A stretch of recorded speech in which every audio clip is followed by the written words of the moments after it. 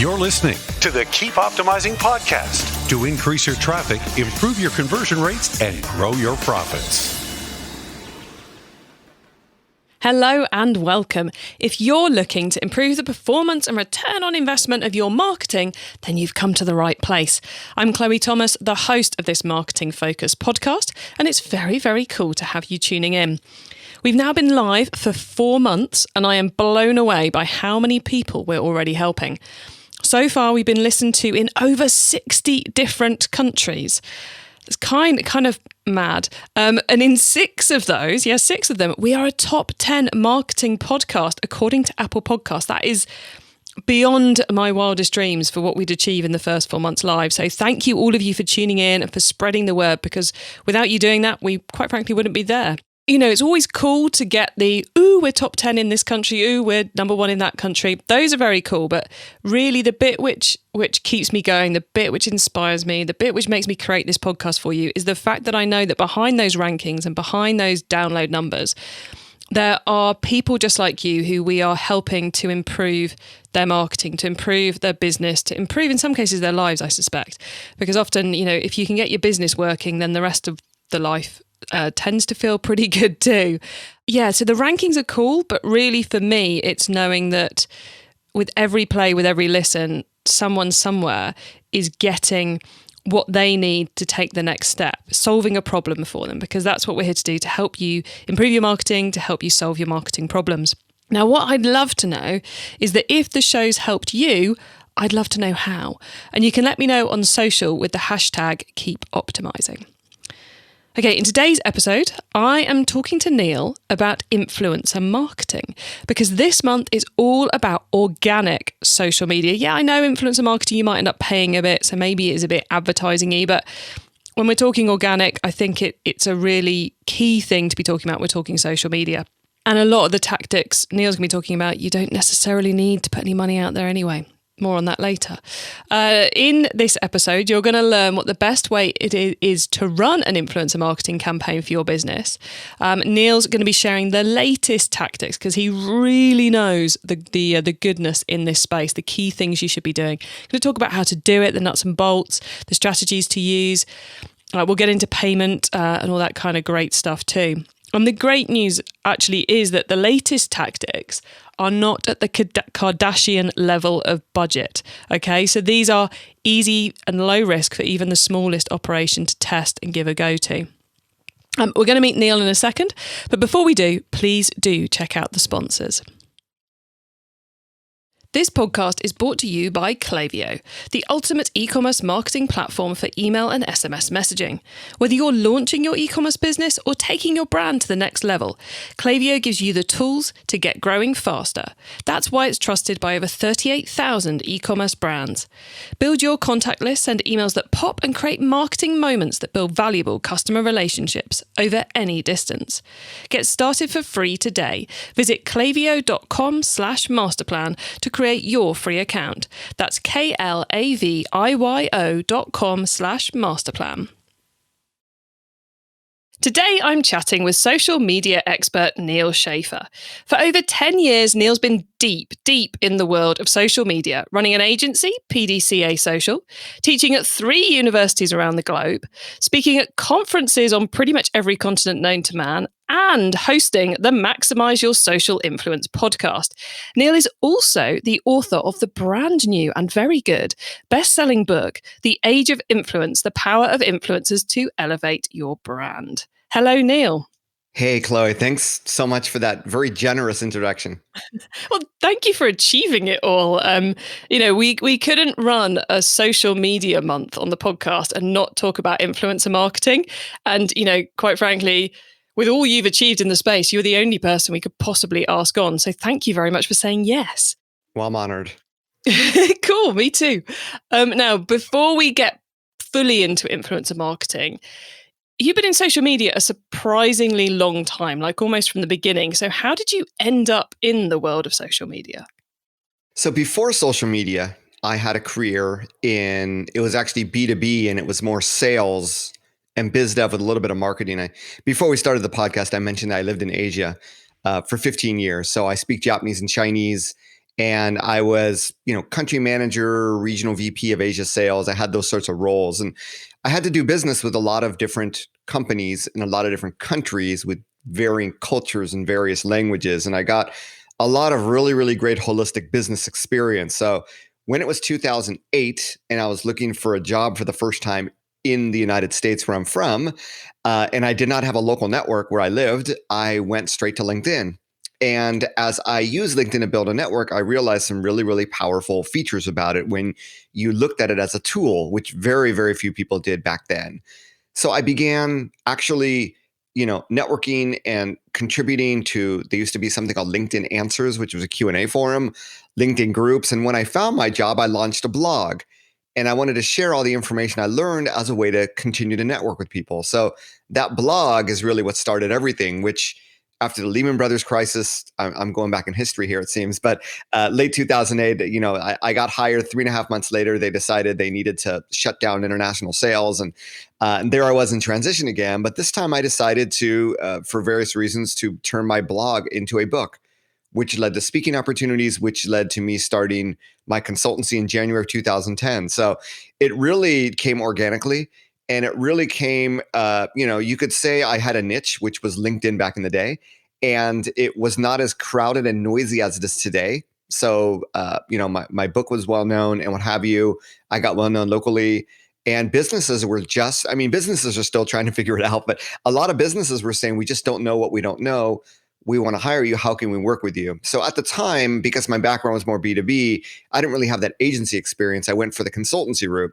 But I've pretty much been doing what I started doing then, which is I believe that companies need education and they need strategy, right? So that pretty much defines, my podcast, being here on your podcast, and everything I've done since then. Well, yeah, and it's the interesting thing about social media, isn't it? It's like I often hear people saying, "Oh, we're going to hire a child, or a teenager, and give them our social media." And it's like, well, I'm not sure that's the right move. Yes, you need someone who understands the tools, but actually, in my experience, I've always found that learning the tools is an awful lot easier than learning how to use them successfully. The strategic part is a lot harder than knowing which button to press on Instagram, for example. People look for easy solutions, right? Instead of learning it yourself and trying to, deep dive into your strategy and what's working and what's not, we'll just bring on an intern who'll just do it all for us. And we can check that box, right? Mm-hmm.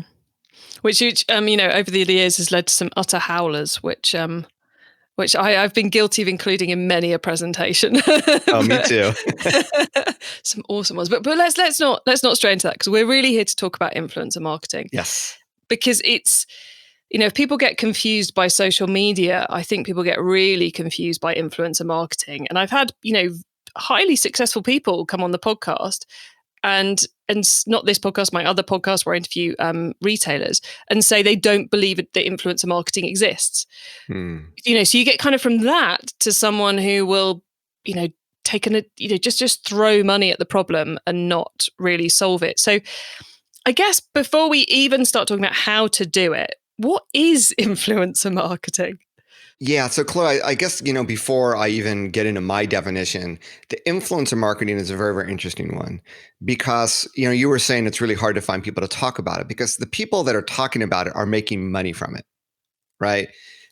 Basically, they're influencer marketing agencies, influencer marketing tools. It's almost like I remember the days of Google Plus when everybody was evangelizing. You got to be there, right? So people that have money in the game, that have a vested interest, talk about how great it is, but it fails to convince the average person who looks in the blogosphere, the media, and just sees all those negative things. I have found, and I don't have any skin in the game, right? I'm very neutral when it comes to this. The Age of Influence is actually my fourth book. My previous book was all about social media strategy, and then I had 2 books on LinkedIn. But the more research I did, and the more I kept getting questions when I spoke from marketers, I realized that influencer marketing, as it should be defined, is extremely powerful. And really, the right way to define it is that every influencer, first of all, is a content creator. So influencer marketing is leveraging content creators and their communities. And I differentiate between leveraging content creators and their communities because there's more and more influencer marketing being done, not just to have content creators share the word about what you're doing, but to actually create content for you. So for instance, Chloe, there's value for me being on your podcast because this is influencer marketing. You're going to share this podcast with your community and I'm going to share it with my community, right? But I could also say, Chloe, you are such a great podcaster. I'm going to hire you to do all the podcasts for my brand. And that might have more value than simply you promoting me over one episode. So that's what it is, because, and you think, well, everybody's a content creator on social media. Well, that's really not the case. 70 to 80% of, if not 90% of social media users are mainly lurkers. They're not really posting original content. And there are some platforms like Instagram where it pretty much all is sort of original photos and videos. But even then, it's probably not more than 10% that actually post on a regular basis. So when we talk about content creators, you're talking about the top few percent on any given social network, and they hold the power, right? And it's really interesting that we went from social media to influencer marketing, because that's where I found the power. When we begin with that definition, we also look at the trends that say social media is becoming pay to play, that people just don't trust ads, and companies seem to be saying, okay, if organic social doesn't work, we'll just throw money at Facebook ads, which some of them might work. But the whole, Chloe, when social media first came out, it was all about this viral word of mouth marketing that you can't do from an ad, right? Yeah. And what happens now is people just trust, people have always trusted people like them. And with the likes of visual social media, like an Instagram or what have you, or YouTube, people just, trust people that they relate to, that look real. And I hate to use the word authentic because it's being overused, but that are just like them. And that's the key difference here. So for me, I define what influencer marketing is, but the strategic value is that if you are trying to get any traction on organic social media, you need to get people talking about you. And that's the role that influencer marketing can play. So if you look at what you're doing in organic social media and look at what you're doing in paid social media, you can probably replicate this and probably be more effective leveraging other people. So that's where I'll stop the original definition, but my definition of who are influencers then is much broader. It's not just Instagram. It's not just photo or video. It's any social network in any content medium.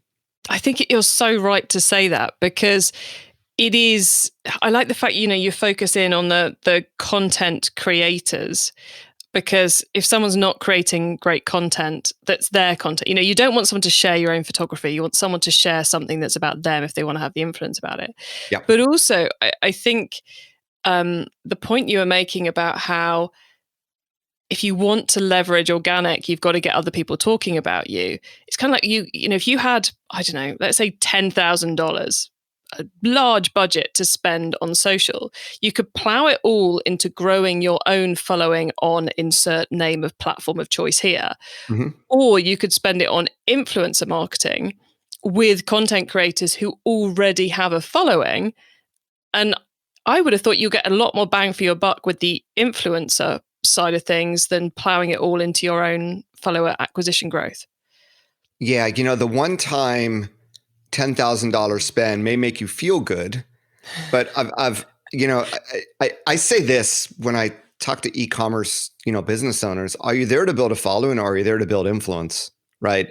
The following in social media doesn't necessarily lead to sales, as hopefully we all know by now, right? It's the building influence. When you talk or when someone talks about you, people listen. So when you think about it that way, instead of investing money in a one-time purchase where you think you're building long-term asset, but if the fans don't see your content, it doesn't really matter anyway. It's not really an asset, is it?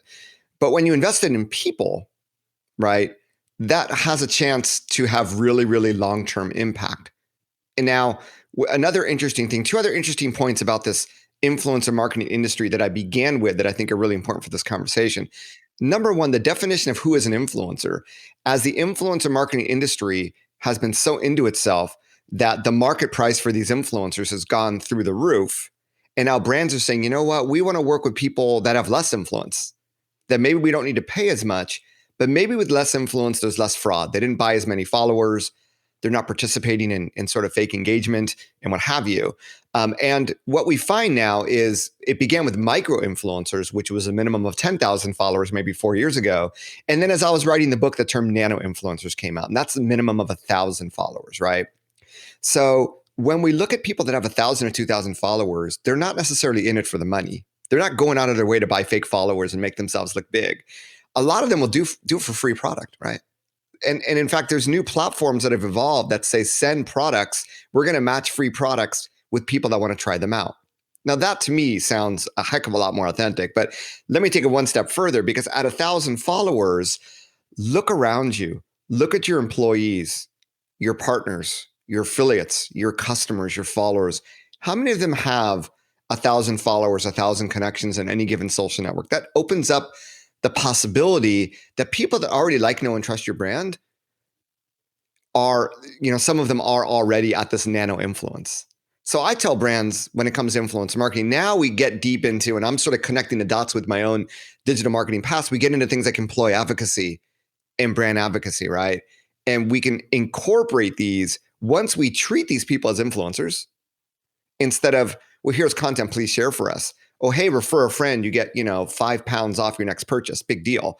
When you start treating these people truly like influencers, as they are, and you create a program about that, you begin to see pretty phenomenal results. And by the way, if you do it right, you don't need to create any more organic content. You can be sourcing it all from your fans.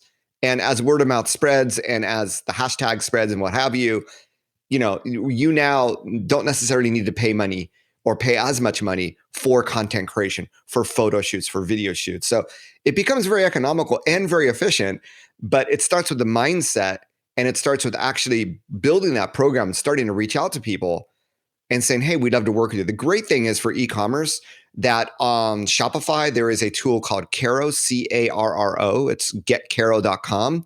That does exactly this. It's actually free. I know they're going to start charging soon. They just got a big VC investment, but it basically takes all the people from your email list, from your shopping cart history, because you integrate it with email, and then it goes in your Instagram followers.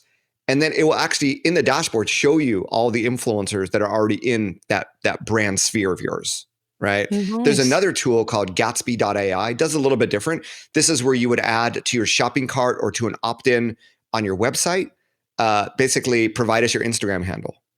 And it's doing the same thing, looking at the Instagram handle of website visitors, in addition to, people that sign up for your emails and your shopping cart. So we're beginning to see the technology come around, and the technology is saying you need to buy influencers. No, it's saying leverage what you already have, people that already know you, and then see how you can develop that into a win-win relationship, basically. And in e-commerce, free product can actually get you a lot of goodwill, a lot of karma. So you don't even necessarily have to pay money. Another misnomer that people have about influencer marketing. It strikes me that the idea which I think a lot of people still have in their heads about influencer marketing, that it's find Beyonce or a Kardashian and give them a large sum of money and have a really insane spike, is so far removed from the businesses who are actually having success with it. Yeah. And the good thing, the even better thing is that, to start using one of those apps you just mentioned, or even just dropping an email to your list saying, we're recruiting some people, we'd like to test out a new product. Yep. It takes like maybe an hour to write it and be happy with it and get it signed off and send it out. It's so low risk, so low, low risk in terms of brand identity, in terms of finances, in terms of team time, that it makes influencer marketing seem so much more accessible, I think, to the average e-commerce store owner, and so much easier to test and less scary, which I think is a brilliant thing, because anything which can bring us a deeper connection with our best customers and our teams can only be a good thing. Yeah, it's once you get beyond everything, you really start to rationalize it. It's just common sense. Instead of, a lot of e-commerce owners, like any small business owner, they're constantly trying to recruit new customers. But we know that the cost of sale of actually getting new business from your loyal customers is much cheaper than always trying to recruit new customers, right? And because these are content creators that have somewhat of a social media footprint, that's where that potential virality builds in. And even if they don't and they create great content, we already have data that says, hey, when we use sort of, user-generated content or influencer content on our shopping cart, right? Or on our website, or if we want to continue to do ads in our ads, they perform better because they're more aligned with people's taste. They're more believable, more relatable, right? So there's a lot of things, I believe, that people listening, a lot of different ways we can leverage influencers. But I think once we get back that mere content amplification and it's content, and guess what? It's content created by people that they're already your customers. They're already using your product. you're going to learn a lot from them. And I believe if you were to ask them for feedback on how your product compares to others, what have you, you now have like a great little focus group there, right? Getting back to traditional marketing before digital, you're going to learn so much from these people that you'll want to keep in better touch with them. They're going to become an extension of your brand, as they should. And I think companies that do that find immense success. Yeah, because you can learn so much from those customers, and if that's almost worth doing the activity and sending out the emails and asking them to talk to you in itself. But then if you've also got them then creating noise about you on social media that's going to hit the right people, because the chances are their friends will like your product as well. And then the content which they're creating, you can then use again. And just to get into a bit of the detail around that, Neal, are we literally just talking you retweet it or you share it or you like it from your brand accounts? Or would you kind of screen grab it, share it independently, ask them for the photos? What's the ways in which we can help these content creators create content for us? Yeah, so I think it begins obviously with starting the relationship. And I want people listening to start it the right way, because if all of a sudden you reach out to someone, it might seem a little weird on both parties. So I think there's a natural process. If I wanted to befriend an influencer, I would first actually follow them on social media. I would probably engage with their content on social media. And I would hope that I would get some sort of a response. And only if I did a response, I would really reach out. Now, obviously, email is another way to do this without going the social media route. But if these people are content creators and they have somewhat influence on social, and they are, they're in your sphere of like, know, and trust, you would assume that they would engage back with you if they're having a good customer experience. If they're not, that's another story. But let's assume they are. Well, that's where you would reach out. And I would have, this is where it goes from marketing to PR, because it's easy as marketers. We just want to send one email out to like 100 people, but we really need to do a one-to-one interview first, because it all comes down to WIFM, which is what's in it for me. Because everybody at the nano influencer level, especially if they're your customer, we don't know what they want. Maybe they don't want free product for themselves, but they want it for their family, right? Maybe they want a discount to give to their community. Maybe they want exclusive access to a product that you used to sell and you don't anymore. Maybe they want an introduction to someone. I don't know, right? But you're not going to know until you reach out and say, hey, we appreciate you being a customer. We're starting a new influencer community. We'd love for you to be part of it.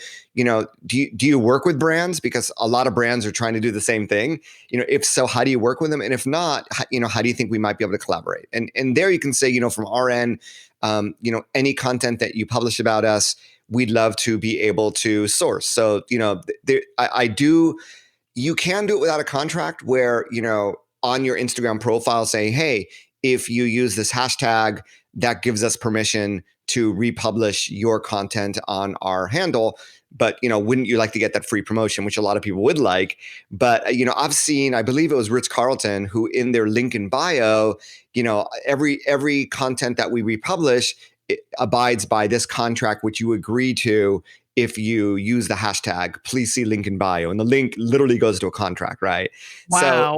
So that's might be a little much, but there is something to be said for having some sort of an agreement in place. And, in exchange for, whenever you share content, we recognize that. And it means, we hope to have a longer term relationship. And, I don't know, it's a little bit loose at the beginning because it depends on a lot of things and how you want to structure it. But that's where I would really begin. I think if you do a search we're talking Instagram specific here, but if you do a search on Instagram, I think you'll find a lot of accounts where, hey, and the other thing you can do is if people begin using that hashtag, you could reach out to them and say, hey, do you give us permission to, republish this? So instead of you creating the content, you're sending a DM asking for permission once. And if you end up using the same people a lot, that's where you may want to have a contract in place. But so I think that's really the easiest way to get started. Yeah, no, I suppose we should say that you could go the whole way for a fully written by the legal department contract, or you could have, a Google Doc where you just confirm what you're going to do for them and what they're going to do for you. Because I always think avoiding assumptions is a great thing to do. And that, especially when it comes to this kind of relationship, avoiding assumptions, even with something as simple as a Word doc or a Google Doc, can be priceless. Yeah, and that example was sort of like a one-off content, but if you wanted to put something together where you're starting to send them free product on a regular basis and you sort of expect them on a regular basis to be, publishing that on Instagram, that you definitely want to have something written in place as you recommend it. We're going to be sending you free product, once every 90 days. We expect that you would post, 2 Instagram posts and 4 Instagram stories, or, whatever it is. I wouldn't go as far as directing them as to what those photos and videos are about, so long as they mention or show the product. But definitely having something in place, you're absolutely right. You want to sort of manage expectations up front, because you're investing something, you're putting some skin in the game, and you expect them to as well. And this is where you get down to the what's in it for me and the win-win. And people who really want your product, I mean, the idea is you're really trying to convert everybody into becoming a brand advocate, right? So that they begin talking about you even outside of the contract. The contract only says, 2 posts, and now they've published 10 times. And if they really like you, they will, because they're human. And that's sort of how all this works. And I think that's really the end game. That's why I say when you invest in people, you have that, potential for that long-term ROI that you don't get in that single ad campaign that just goes on and off. Indeed. And I have to ask you, because we vaguely mentioned kind of social media horror stories earlier, but are there any kind of tips in the world of influencer marketing, other than, giving tens of thousands of dollars to one person, that our audience should avoid, that you often see people, falling into the trap of when they first get started? Yeah, so there's a few different traps that we have. The first one is just working with the wrong people. And I think that people make this mistake is when they reach out beyond people that know, like, and trust their brand. When you don't know who they don't know who you are. And there's a famous one of a female bodybuilder who I think she's from Australia. And there is a line of bikini wear that hired her to do a photo shoot and post, showing her wearing the bikini as a female bodybuilder, not knowing that 90+% of the audience was male. So that's just completely irrelevant. And that's why, that alignment of picking the right person is one of the most critically important things you can do. Because if you throw money at people, they'll take it, right? Mm-hmm. Whether it's good for your brand or not. And there's no police officer in between, or there's nobody managing that. It really is sort of the Wild West of supply and demand. So you really need to be careful up front. And there's also the potential of working with people that seem to have a lot of followers, but they're not real followers. And there's a lot of tools out there that will help you see how real, how fake their followers are. One that I really like is a tool called Hype Auditor, hypeauditor.com. It is paid, but if you plan on working with a lot of people outside of your sphere of influence, it's really great. Like, today I had someone reach out to me. They wanted to be interviewed on my podcast as an influencer. But when I look at the graph of their followers on Instagram, it is literally, from 20,000 to 50,000 over the course of 6 months, literally a straight line, right? And anybody knows you just don't grow followers in a straight line on a platform, and not at that scale, right? Unless you're a politician or a musician, what have you. So immediately, but without looking at that, she has a lot of followers, seems to get a lot of engagement. The creatives look good. You just don't know. Right. So that's another thing, is avoiding the fake follower. So that's finding the influencer. The next one is how you collaborate, right? There's a lot of brands that say, we want you to talk about our product in this way. You must include mentions of 5 hashtags and 3 user handles. And it gets absurd. And others, please cut and paste this. And there have been influencers who literally cut and paste that included the please cut and paste this sort of text in the post.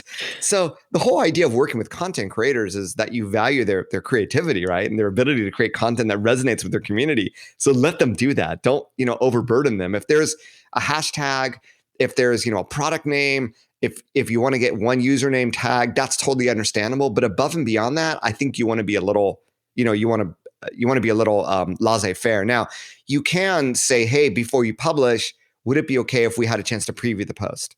I think that's totally cool, totally legit. It's just saying, hey, we just want to make sure that it's in alignment with our branding guidelines, what have you. So for those that are really scared about the prospects, you can definitely ask for that. And then there's going to be no surprises. I think the other thing is, when you reach out to people, first of all, not all of them are going to commit to doing it. And even those that commit to doing it don't end up doing it. So it's almost like, I mentioned that for a part of influencer marketing, the outreach, it's like PR. There's another part of it that's like, I go back to my B2B sales background.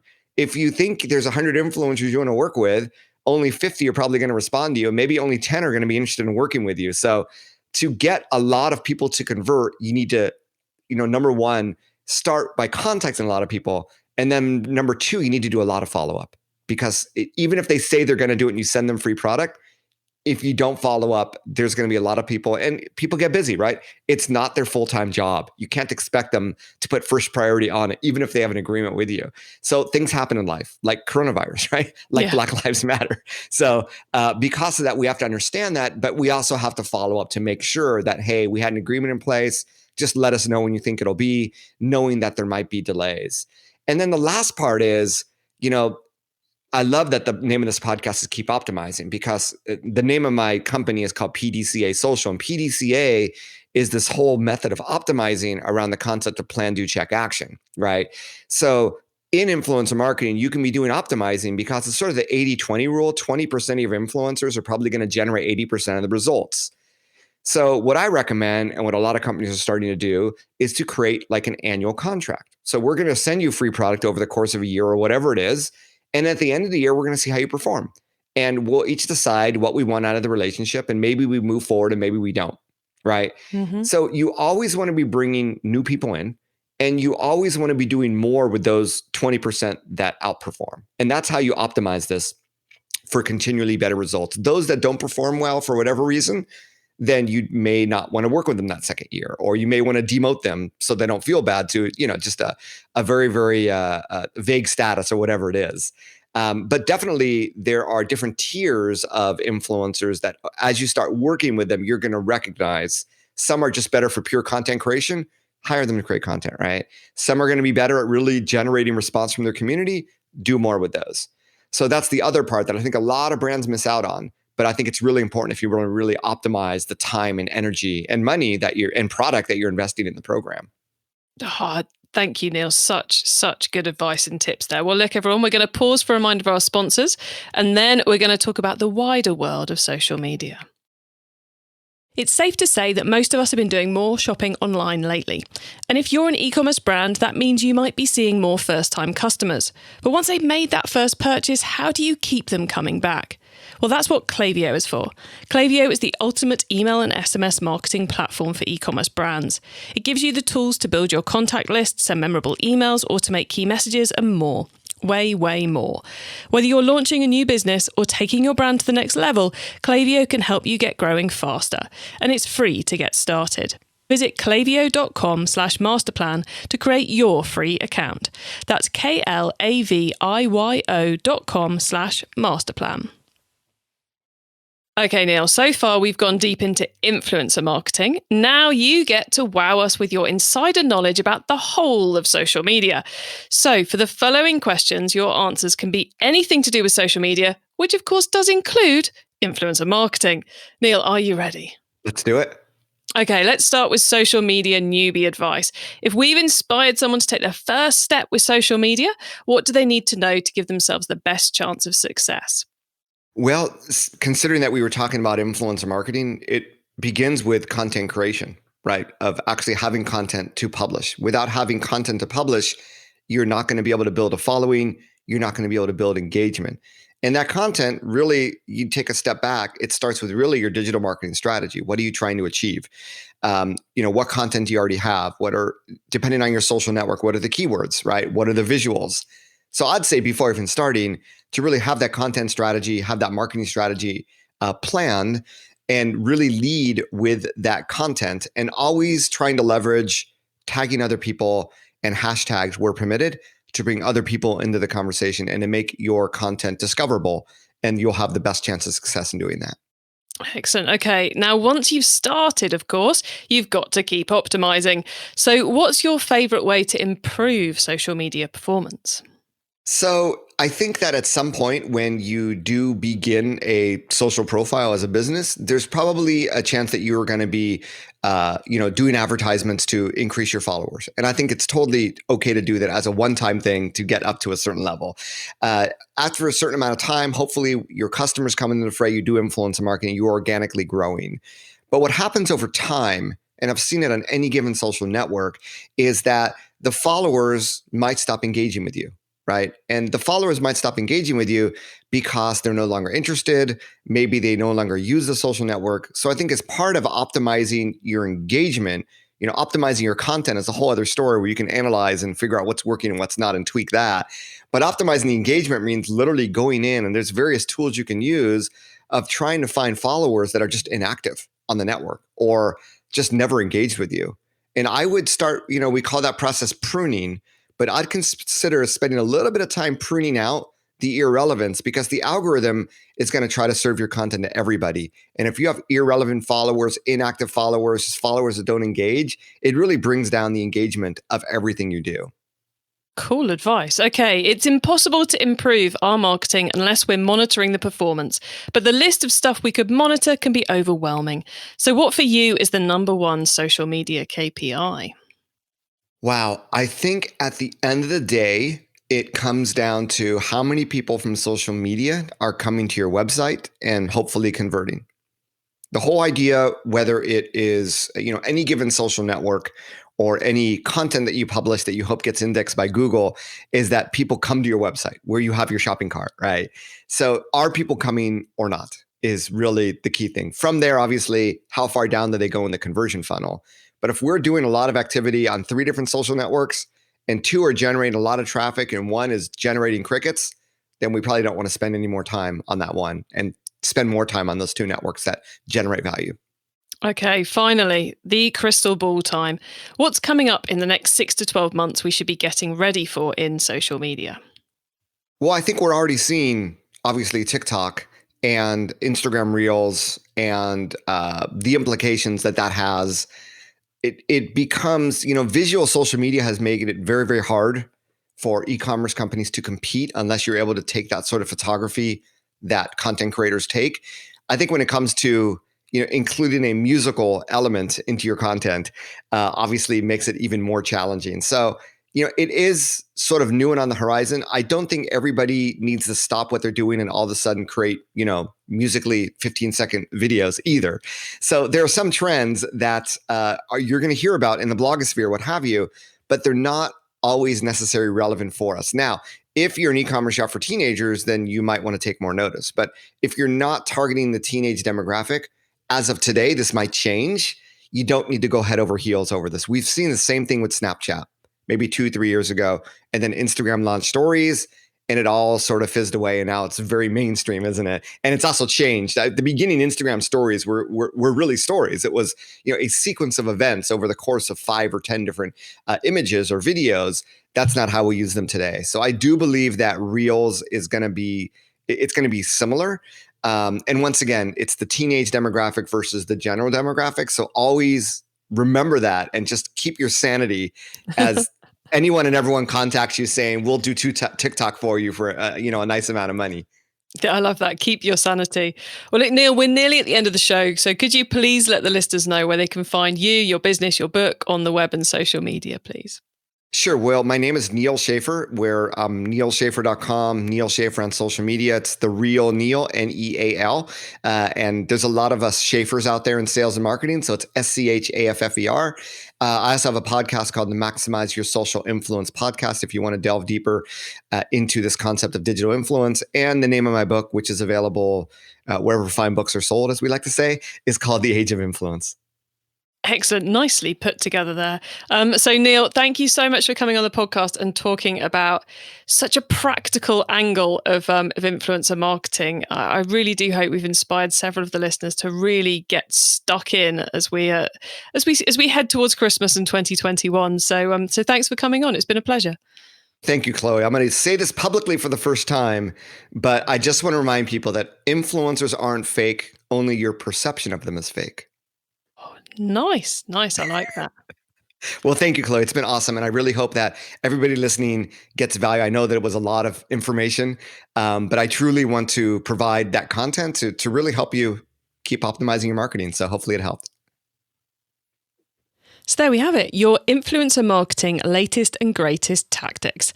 how exactly to go about leveraging those content creators and their communities to get your message out and also, to improve the quality of your marketing generally. You can get Neal's book, which goes into a lot of what we talked about in a lot more detail. It's a great read. Lots of good tips in there. You can get it. It's called The Age of Influence. It's available via Amazon as Kindle audiobook, paperback, and audio CD.